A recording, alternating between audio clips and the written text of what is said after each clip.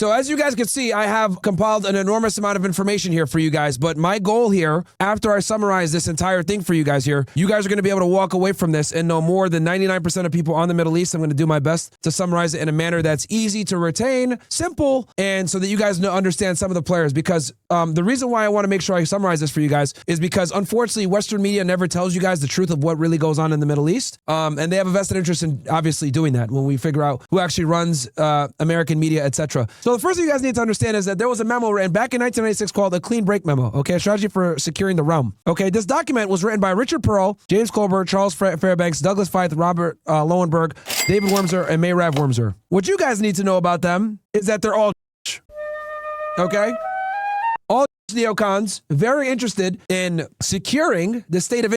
As you guys know, it's geographically located, right? And I'll show you guys this on a map. So as you guys can see, it's surrounded by Arab countries, which historically were always hostile to Israel, okay? So Israel's main goal has always been security, okay? Always having security by either destroying their enemies, destabilizing their enemies, or their enemies, which we are going to go through all three of them, okay? We're going to go over the countries that were cucked by joining the Abraham Accords. We're going to talk about the countries that were destroyed, like Iraq, by not submitting, and then we're going to talk about the countries that are fighting actively against now. So this memo, okay, was written for Benjamin Netanyahu. Who is Benjamin Netanyahu? Benjamin Netanyahu, guys, is the current prime minister of, okay? Prime minister is equivalent to like a president of the United States. He's basically the head of state, okay? And he was prime minister back in 1996 when this memo was written. So yes, you heard that right. You have a bunch of U.S. citizens that work for the United States, working for the government, right? Or think tank, a political think tank, that are writing a policy paper for the security of a foreign nation. I know, you're like, what the hell? This doesn't make sense. Hey, it is what it is, right? So this paper was written in 1996, and one of the big things you guys need to understand is it talked about the importance of destroying and or destabilizing all of its enemies all across the Middle East, okay? And multiple countries were on this list, okay? Basically, if we go on the map here, Iraq, Syria, Lebanon, Sudan, Libya, Algeria, Tunisia, like all these, Iran, right? Yemen, all the countries that are not really too friendly with were all put on it, okay? Now, you guys are probably wondering, well, Myron, what about Jordan and Egypt? Well, Jordan and Egypt, guys, have basically agreements with it to recognize it, and they're allies with it. And the reason why is because we pay them quite a bit of money, okay, to play nice with it.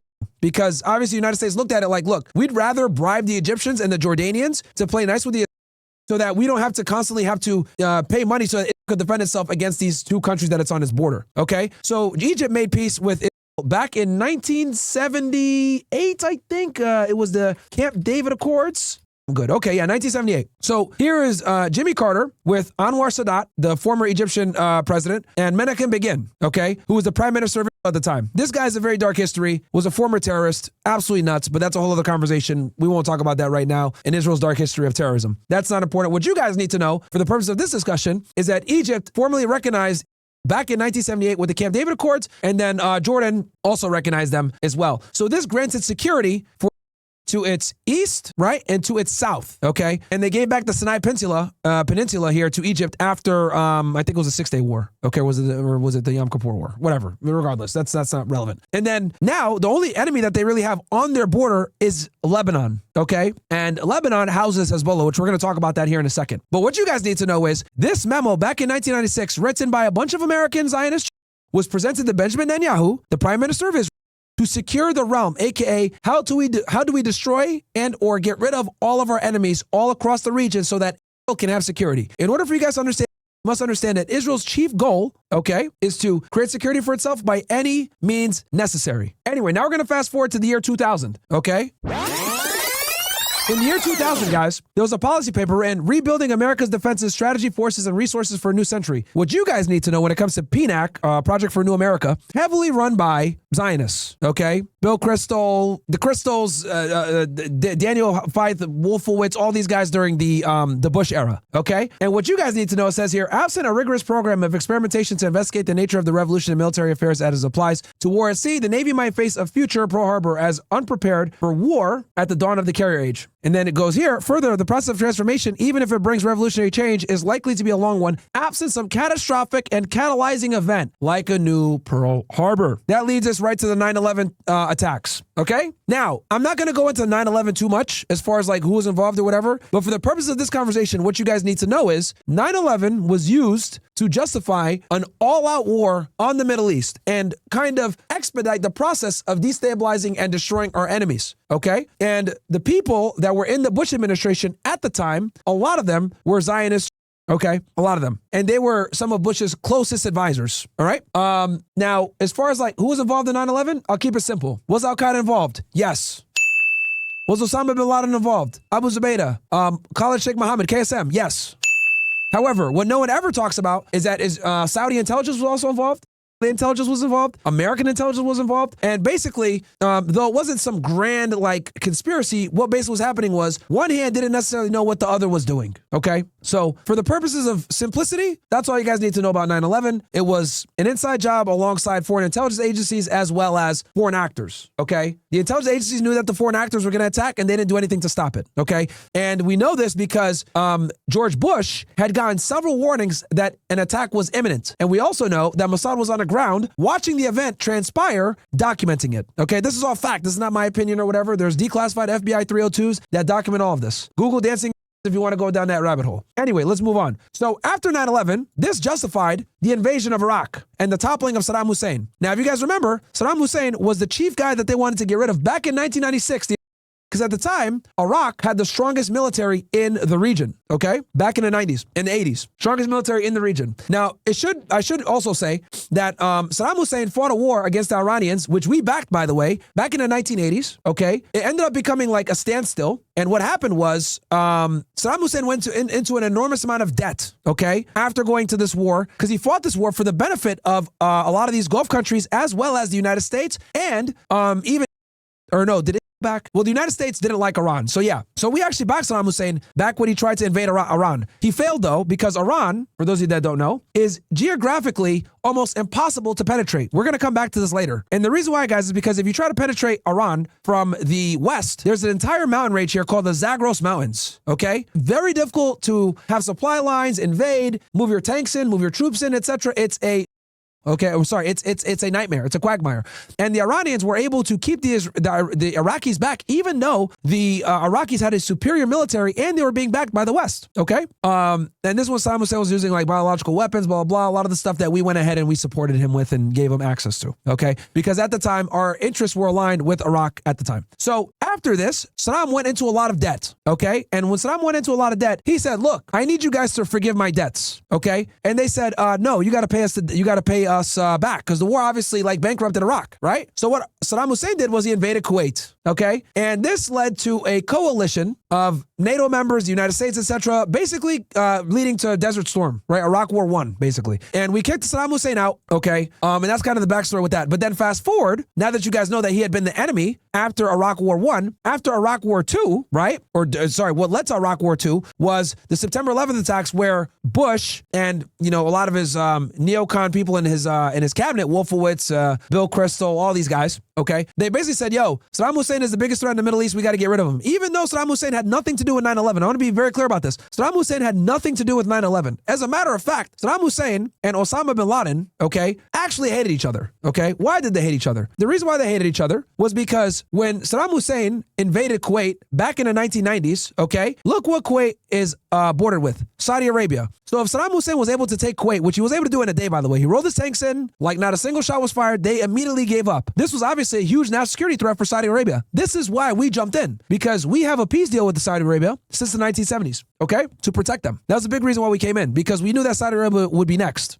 So Saddam Hussein, Osama bin Laden, high off the victory that he beat the Soviets back in the 1980s in Afghanistan over here, okay, he tells the Saudi family, hey, look, I can defend you guys against Saddam Hussein. I got my Mujahideen, which will later become Al-Qaeda. We whooped the shit out of the Soviets. I can do this. This is what Osama bin Laden was telling the royal family. They told him, no, but no thanks. Okay? No, but no thanks. We got the United States. We got the petrodollar deal. We have security with them. We love you, Saddam. We know your family. Sorry, we love you, Osama. We know that your family spends a lot of money with, because for those of you that don't know, Osama bin Laden was wildly wealthy. No one ever talks about this. He has an engineering degree, very smart. He can speak English, and he was incredibly wealthy. His family was basically billionaires. Why? Because his family owned a construction construction company, which was responsible for building the entire infrastructure of Saudi Arabia in the 1960s. Okay? So he had an enormous amount of money. That's how he was able to fund and support the Mujahideen, and they were able to push back and fight the Soviets. Also, important for you guys to know, you're going to see this trend. The CIA backed Osama bin Laden against the Russians. Okay? So when Osama came back and told the royal family, look, I can defend you guys. I can fight Saddam Hussein. They told him, no, but no thanks. Okay, we got the United States that could defend us. Now, Osama got irate over this. He said, what are you talking about? You're going to let a bunch of kafirs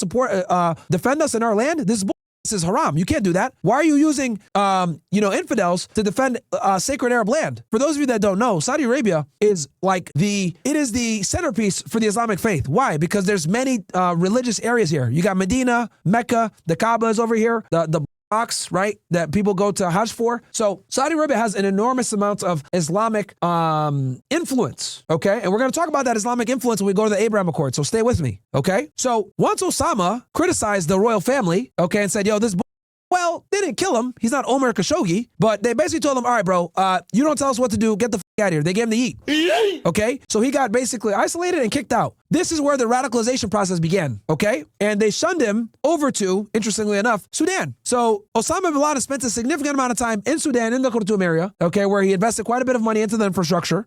And he was there for years in the mid and early 90s, okay, hiding out here. And this is where kind of Al-Qaeda starts to be built up, okay? Anyway, so Osama bin Laden and Saddam Hussein had these beefs. Now, let's go ahead and talk about Gaddafi real quick. Why are we talking about Gaddafi? Gaddafi, okay, after Saddam Hussein was toppled in 2003 and captured and, eventually executed, etc. by hanging, Gaddafi was pursuing a nuclear weapon program. Okay, he immediately stopped. He let IEA in.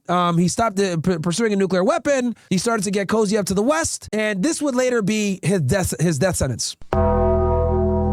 Because what ended up happening was, once he abandoned his nuclear program, they went and killed him anyway, roughly 10 to 12 years later in 2011, okay? They killed him anyway under the Obama administration, okay? And there's many different reasons why people say, hey, why did they kill him, etc. Libya at the time was doing very well. They had almost no debt. He was running like he's a very secular leader. He was actually running he was running socialism, right? Which actually working in this country, people had access to food, they had access to water, they had access to free education, all this stuff. And he was working with all these other African countries to create like an African dollar, okay? An African currency that would be backed by all the resources in Africa. Well, obviously, Obama and Hillary Clinton couldn't have that. And they ended up backing a bunch of rebels, and NATO started striking, and that led to his death. Now, let me be clear about this. Gaddafi had his skeletons in his closet, too. He was behind a terrorism attack back, I think, in like the 1970s or 80s, which he apologized for and took credit for, and I think he gave reparations to the families. Obviously, he was a dictator, right? He did kill opposition, as with many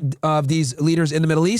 Okay, and he didn't do too well with criticism, just like the Saudi Arabian family did with Osama bin Laden. Okay, so Gaddafi was also toppled. Okay, and we already know about the Iraq War. Cool. Now this leaves us with Iran. Remember that clean break memo that I told you guys about? Iran was on that list. Okay, and Iran is the last country left that has not been toppled on that list. Okay, on that list that was originally identified in the clean break memo, because every single one of those countries has been destroyed and or cucked. They've either joined the Abraham Accords, they've been bribed, they have some type of peace accords with, or they've been bombed to hell, or the leaders have been taken out. Libya is completely, Iraq still destabilized, Sudan destabilized, right? Jordan, Egypt, UAE, Lebanon, they tried to destroy it. They're trying to destroy it right now as we speak, etc. So let's enter in Ali Khamenei. Who is Ali Khamenei? Ali Khamenei, guys, is the supreme leader, okay, that ran Iran starting in 1989, if I'm not mistaken. Did he take over? Yeah, he took over in 1989, okay? The person that was his predecessor was Ruhollah Khamenei. We don't have to go too much into him, but understand that he was the first supreme leader of Iran that took power back in 1979 after the Iranian Revolution, okay? Which I've explained Iran's history. For the purposes of today, I won't go through that. I'm just going to go into more contemporary stuff. So anyway, Ali Khamenei was the supreme leader of Iran since 1989. Now, it's important for you guys to understand that as a supreme leader, the way Iranian politics works is you have a supreme leader who oversees the IRGC, okay? Where is it? Right here. The Islamic Revolutionary Guard Corps, okay? Now, this is, and he also obviously oversees the intelligence services, etc. Now, this is important for you guys to realize. There's also a president in Iran, okay? The president does the day-to-day political stuff, economy, resources, government funding, all the day-to-day government stuff. The president deals with that. So a lot of people don't know this. Iran is actually a democracy, interestingly enough. They are a democracy. They have a president. They have a democratically elected president. It's this guy right here, Masoud Pezeshkian. okay? But I want to be clear here. He doesn't have any power over the IRGC, who is the elites and the, I guess, top military guys for Iran, okay? The supreme leader oversees them. They answer directly to the supreme leader, okay? And the IRGC is who we're fighting right now when it comes to the United States and Israel. They are the biggest threat to the United States and Israel because the IRGC has and runs the ballistic missile program and the drone program. We're going to come back to that here in a little bit. So keep that in mind, though, that the IRGC runs those two things. Now, the IRGC, understanding that the United States and Israel are slowly either destroying and or all of the Muslim Arab countries or countries in the Middle East, they created what's called the Axis of Resistance, okay? The Axis of Resistance, guys, is an alliance between multiple countries, okay, which was spearheaded by this guy, Qasem Soleimani, right? This is why this guy was so dangerous, because he was the main strategist and head of the IRGC who created and pretty much ran the Axis of Resistance. The Axis of Resistance, guys, is one of the components that Iran uses to insulate itself against and the United States. Now, in order for you guys to understand the need for the Axis of Resistance, you must understand in the United States when it comes to Middle Eastern foreign policy. As you guys know, the United States, and especially, has a vested interest in becoming the hegemon in the region, okay? They want to be the strongest country that that doesn't have anyone challenging their authority in the region. So Iran, realizing that is a military superpower and gets backing from the United States, basically unlimited money, as well as direct support from the United States militarily, they created what's called the Axis of Resistance. Now, the Axis of Resistance, guys, is multiple different militia groups, a lot of times non-state actors like Hezbollah, Hamas, different Iraqi groups, the Houthis, etc. Okay? These groups are basically created to keep constant pressure on to insulate Iran. And Iran backs and supports all of these different groups. So whenever you hear on Fox News or whatever, proxies, they're referring to the Axis of Resistance. Okay? Now, Hamas, as you guys know, is in Gaza. The Houthis are down here in western Lebanon. You have Hezbollah in Lebanon, especially southern Lebanon. You have Syria, who they had Bashar al-Assad, right, who was running them for a while, etc. Now, what ended up happening was, and then this is a part of their program. So Iran has three main things to defend itself. Okay, actually four. But let's go with the three main things. Number one, they have the Axis of Resistance. Number two, they have an advanced ballistic missile program. Number three, they have an advanced drone program. And then number four, they have what's called a threshold nuclear program, okay? So the Iranians have mastered the cycle of how to create and enrich uranium to a high degree. In order for you to make a nuclear bomb, you have to be able to enrich uranium to roughly 90% purity, okay? And then that's what's called weapons grade, okay? There's two main paths to getting a nuclear bomb. I'm not a scientist. I'm not an expert at it. But what I can tell you is basically this. You can either go the route of enriching uranium or using a nuclear reactor, okay? It should be important for you guys to know that has a nuclear bomb. It's an illegal one, and it's strategic. It's strategically ambiguous, but they absolutely do have nuclear bombs. This was shown by a guy named Mordecai Vanunu back in the day. Whole other story, but that's whatever. Okay, so both and the United States have nuclear programs, and obviously they're huge military powers. So Iran had to create multiple different layers of defense against trying to attack them. And they've been trying to topple Iran since the 1970s when the Iranian Islamic Revolution began. Okay? So what happened here was the need, obviously, for the Axis of Resistance. Now, Qasem Soleimani was the mastermind of this, and Trump killed him back in 2020, which was a major escalation. Whenever he says, I killed Soleimani, right? Qasem Soleimani. This is who he's referring to. Okay? This guy was a thorn on the side of the hated him. And even Mossad director Yossi Cohen said Soleimani's strategy had personally tightened a noose around Israel's neck. Well, why? Because, as you guys can see here, from a geographic standpoint, okay, look, they've created this entire ring of fire around it, okay, to curb their aggression, to curb their nuclear prowess, to curb their sophisticated military, because has the best military in the region, chat, by far. They have F-35s. They have a spectacular intelligence service with the Mossad, Unit 8200, the Shin Bet, which is their equivalent of the FBI, right? Probably better than ours, if I'm going to be honest. Probably better than ours. They have a fantastic intelligence services or service program, right? So the Iranians had to combat that with their superior military, nuclear weapons, and their intelligence services with the Axis of Resistance. And they had all these enemies surrounding so that would always have to fight through the proxies to get to Iran, okay? So again, 4 weapons that Iran has. Number 1, their ballistic missile program, their most dangerous. Number 2, their drone program. Number 3, the proxies, aka the Axis of Resistance, funding Hamas, Hezbollah, Houthis, etc., the Popular Mobilization Forces in Iraq, etc., Bashar al-Assad, and then finally, their nuclear threshold program, which is a deterrent because has a nuclear weapon, okay? Now, you guys are probably wondering, well, Myron, aren't we in war right now because of their nuclear program? Yes and no. it's important for you guys to realize that the Iranians maintain a nuclear weapons program because Trump pulled out of what's called the JCPOA in 2018. When he pulled out of the JCPOA in 2018, this was a deal that Obama had struck in place back in 2015, where we would oversee their nuclear program. We would make sure it would never hit nuclear grade. It would only be for civilian energy purposes only. They would not enrich beyond, I think, 3.5%, which is civilian for energy purposes. And in return of us overseeing their nuclear program with the IAEA, right, we would lift the sanctions. Trump, once he came into power in 2018, he came in 2016. When he came in 2018, one of the first things he did was, where he came in 2016, and then one of the first things he did was he pulled out of the JCPOA and then designated the IRGC. Remember these guys? He designated them a terrorist organization. This gave him the power to then later kill Qasem Soleimani in 2020 in Iraq, okay? This was a major escalation. Once we killed Soleimani, once we pulled out of the JCPOA, once we designated the IRGC as a terrorist organization, this is when the Iranians started to enrich at a higher level. Very important. Very important that you guys understand this, okay? This is one of the biggest lies that the mainstream media tell you guys when they say they're trying to build a nuclear bomb. It's extremely important you guys understand this. In 2015, here's the timeline. 2015, Obama enters into the JCPOA alongside Iran. We oversee our nuclear program. We make sure it's civilian only. In return, we relieve the sanctions. Cool. Everyone's happy. 2016, Trump gets in. It's also important for you guys to know, in 2015, as Obama was getting ready to leave the White House, Netanyahu gave a famous speech in the United States. And he basically said, Iran can't be trusted. They're going to get a nuclear bomb anyway. We need to pull out of the JCPOA. Why? Because like I told you guys before, Iran has been the biggest threat to Israel for decades. Okay? That's key. So when Trump came in, one of the things he ran on was we're gonna go hard on Iran. This is why Trump was able to get a lot of the Zionist votes in 2016. That's actually what helped him get into office. A lot of people don't know this. No one talks about it. Once he got in, him and Mike Pompeo, his Secretary of State, designated the IRGC as first he pulled out of the JCPOA. 2018 he pulls out of the JCPOA. Next, Mike Pompeo, his Secretary of State, designates the IRGC as a foreign terrorist organization. Once he designated the IRGC as a foreign terrorist organization, now the gloves are off. They can sanction Iran again, which went back on the JCPOA, and then he killed Qasem Soleimani in 2018. Obviously, these are all major escalations. That, my friends, is what led Iran to start enriching uranium to beyond 3.5%. And this is what no one ever talks about. Now, let's fast forward to October 7th. Okay, let's get into October 7th. As you guys know, October 7th was the stimuli that kind of led to a lot of this stuff. Okay, now let's get into October 7th. Here's a summary that you guys need to know for October 7th. Hamas attacked.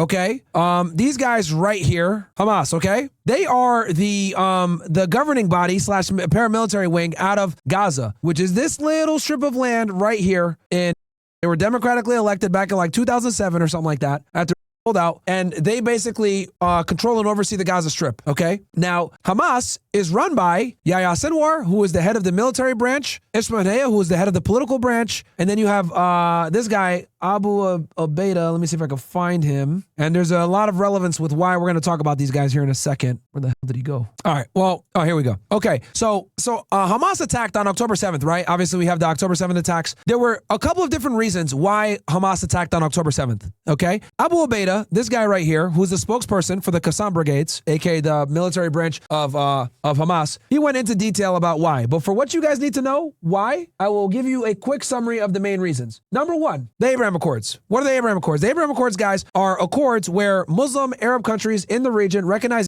as a sovereign state. For a very long time, as an act of protest, many countries did not recognize Israel's sovereignty because of what they did to the Palestinians by stealing land. So many countries refused to acknowledge or recognize Israel's sovereignty. So the Abraham Accords was brokered by Donald Trump in 2020 to have these Muslim countries recognize, okay, countries that are currently involved: Bahrain, UAE, Morocco, and Sudan even got. Okay.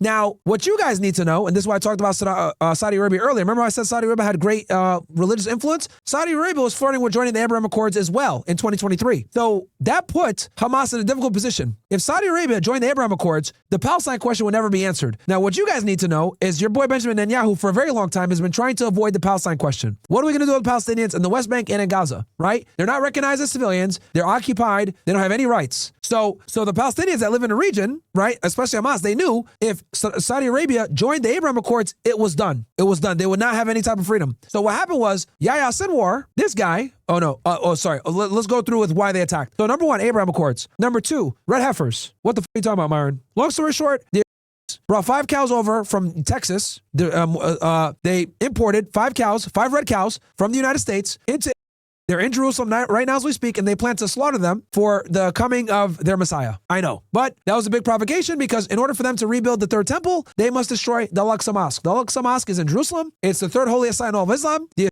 Jews want to destroy it, rebuild the temple, slaughter the cows to do the event. So this was a triggering event as well. The occupation. As you guys know, Palestinians have no rights in the region. They don't have citizenship. They're basically sitting in an open-air prison, etc. And then fourth, hostage exchange. So the Hamas knew by going into and kidnapping people, right, they'll be able to offer those people, for a hostage exchange and be able to get their people back. There's roughly 10,000 plus Palestinians, guys, that are being charged with that are being held without charge, okay? Some of them have charges, a lot of them don't. And we're talking about children, etc., being held in these prisons. Some of them are brutal, like SDE Tenemon, which is like where they Palestinian prisoners. It's brutal. So why did they attack on October 7th? The Western media never talks about this. They attacked because, number one, the occupation in the West Bank and in Gaza. Number two, bringing in the red cows and destroying the Al-Aqsa Mosque. That's why they called the Operation October 7th attacks Operation Al-Aqsa Flood. Number three, the occupation, the violent occupation, right? And then number four, the Abraham Accords. And potentially, Number one, Abraham Accords, Saudi Arabia potentially getting in. So they had to act. Number two, the red cows. Number three, the occupation. And then number four, hostage exchange to get Palestinians back that are being held unjustly in prisons. Okay? Now, let's talk about what happened on October 7th. It's important for you guys to realize that the mainstream narrative is this. On October 7th, Hamas went in, killed 1,200 and it was a horrible, beheaded babies in ovens, etc. A lot of this is false. Here's the reality. On October 7th, Hamas went in, killed roughly 1,200 people were killed. This is true. But we don't know how many people they killed versus Hamas. Now, you guys probably wondering, what are you talking about this?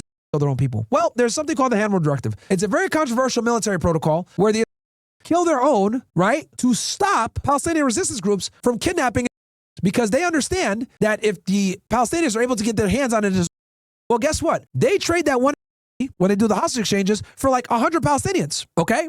Has a bad taste in their mouth from doing hostage exchanges, because the last time they did one, a big one, guess who they ended up getting? They ended up getting this guy, okay? The Palestinians ended up getting this guy back, who ended up becoming the mastermind of the October 7th attacks. So now you can see why, right? Because he was actually they got him back in a trade for an IDF soldier back in like 2006. He was one of like 1,000 Palestinians that was released, okay, during a prisoner swap. So the Hannibal Directive is to minimize leverage that Palestinian groups get from kidnapping.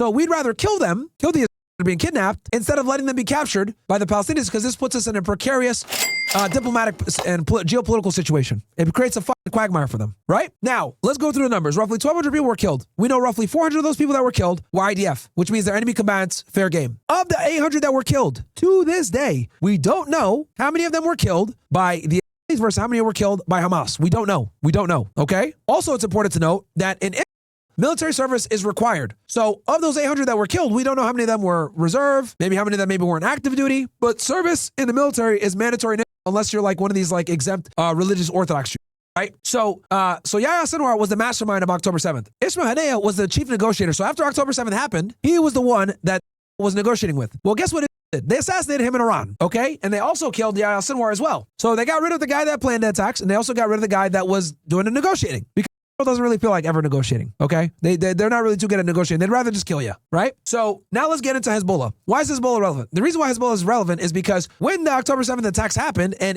began the process of invading Gaza, Hezbollah started shooting rockets into Israel, okay? Now, why did they do this? They did this because by shooting rockets into northern Israel, this would force the IDF to mobilize units to secure the northern border, which would take away resources from invading the Gaza Strip, okay? Again, that's the axis of resistance working, right? So after completed their campaign and bombed the out of Gaza and did their little genocide, they invaded Lebanon. When they invaded Lebanon, they basically did airstrikes and they did target assassinations. They killed Hassan Nasrallah and they killed Fuad Shukr and they did the infamous pager attack, okay? Hassan Nasrallah was the head of Hezbollah and very well respected in axis of resistance in the Arab world, right? He gave a famous speech back in 2000 called the Spiderweb speech in southern Lebanon after they beat the kicked them out. Hezbollah is the only group that successfully repelled from invading and occupying Lebanon, right? And that's why, actually, that's a matter of fact, that's why is in there again. So anyway, they did the pager attack and they killed him. This led to a ceasefire between Lebanon, okay? Which they violated multiple times. This led to the fall of Bashar al-Assad. Why? Because once once the ceasefire commenced with Lebanon, Hezbollah is the strongest member of the Axis of Resistance. Okay, they are the strongest member, and they're situated to the north. They're the most competent fighting force. When they were disabled, this opened the door for rebels out of Idlib province in Iran to begin attacking Syria. They went into Aleppo, took Aleppo, and then they worked their way down, walked to Homs, and they worked their way to Damascus. And they destabilized and got rid of Bashar al-Assad, okay? The person that led this charge was this guy, Ahmed al-Shara, a.k.a. al-Jalani. Yes, if you guys are thinking about the al-Qaeda Jalani, yes, this is him. This guy used to be a member of Hayat Tahrir al-Sham, okay, a.k.a. HTS. And yeah, he was a member of al-Qaeda for a while. A head chopper, all that shit. He ended up becoming the leader of Syria, and he's currently the president of Syria. He actually went to the White House as well, which is kind of crazy. Bro went from Al-Qaeda to the White House, which is nuts. Took a picture with Trump and all that shit. See if I got a picture here with y'all. Here's when he got captured in Iraq. Here he is with the Ukrainian foreign minister. Here he is in Damascus with European leaders. Here he is in Azerbaijan. Here he is in European Commission. Here he is with Putin. And here he is with, obviously, Donald Trump. Crazy. Bro went from head chopping to taking pictures with the president. Never thought I'd see that day. Anyway, yes, he was backed by the United States. And Trump actually admitted that he put Ahmed al-Shara into power because when Lebanon was weakened, Hezbollah was weakened, that opened the door for Ahmed al-Shara to come in and get Bashar al-Assad out. So Bashar al-Assad fled the country. He's currently in, on asylum in Russia, okay? And he's currently running the country now. And the United States lifted sanctions from Syria, and they are now recognized by the United States, and so is okay, now, this leads us, now that all the Axis powers are gone, we talked about Hamas being destroyed, we talked about Hezbollah being weakened, we talked about Bashar al-Assad being exiled. Now this opens the stage for Iran. Iran now losing their Axis of Resistance, losing their supreme leader, etc. What you guys need to know is Iran got into a war with the back in June. This was called the 12-Day War, okay? And during this 12-Day War, launched a surprise attack, a genius surprise attack, by the way, where they had Mossad operatives in the country destroy air defense, kill nuclear scientists, as well as kill many heads of the IRGC, okay? This prompted Iran to respond, and then the next thing we know was boom, boom, Tel Aviv. Boom, boom, boom. During the course of this 12-day war, both sides took enormous hits. Iran took a significant amount of hits, but so did Israel. Now, what are the things that the two countries walked away from? Well, Iran walked away realizing we need to improve our air defense and we need to improve our ability to defend ourselves. We need to refine our missiles and we need to have more accuracy, right? And then they found out, holy, these guys can actually hurt us. We can't let them continue to exist. So as Iran was rebuilding its missile stockpile and getting more accurate and working alongside the Chinese and the Russians, was plotting to kill the supreme leader as well as effectuate some type of regime change in Iran, okay? So they plotted this since June and the 12-day war because they realized at that point with the 12-day war that they cannot survive or their existence is heavily in jeopardy with the Iranians because those ballistic missiles really hurt. And it was the first time that it got touched. And started to realize, oh, we can't really stop hypersonics. These drones are difficult, and we only have a certain amount of air defense to stop the Iranians from attacking us, right? So once they figured that out, they said, we cannot let these guys continue to exist, and that is when the plan to assassinate Ali Khamenei rose, okay, or became a thing. And we're going to talk about that here in a second with a video I got to react to for you guys. So this is what led to the current war that we're in now and why they attacked again in February. Before the war, it's very important that you guys understand this, okay? Before the war, the United States and Israel told Iran, you need to get rid of three things. Number one, no enrichment, which means no uranium at all, okay? Now, according to international law, the Iranians have the right to enrich uranium, okay, at a civilian level. But they do have highly enriched uranium, which was which was hidden after the 12-day war because we bombed their nuclear facilities during the 12-day war. The United States did to end the war, but we didn't get the highly enriched uranium. And we were trying to find it, but we don't have it. Number two, their ballistic missile program needs to be neutered. And basically, it can't go beyond 300 kilometers. Why? Because with their ballistic missile program neutered, they can't attack.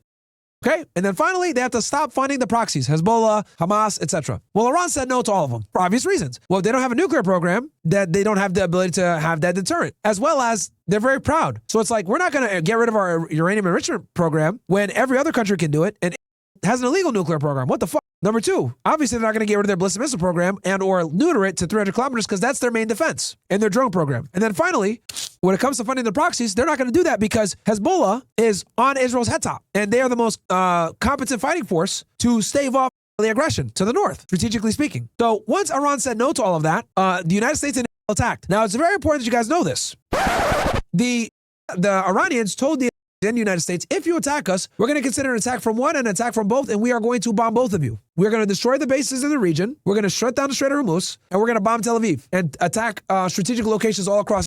Trump, thinking that he would be able to get a Venezuela part 2, attacked anyway, and well, that didn't go too well for. Boom, boom, boom.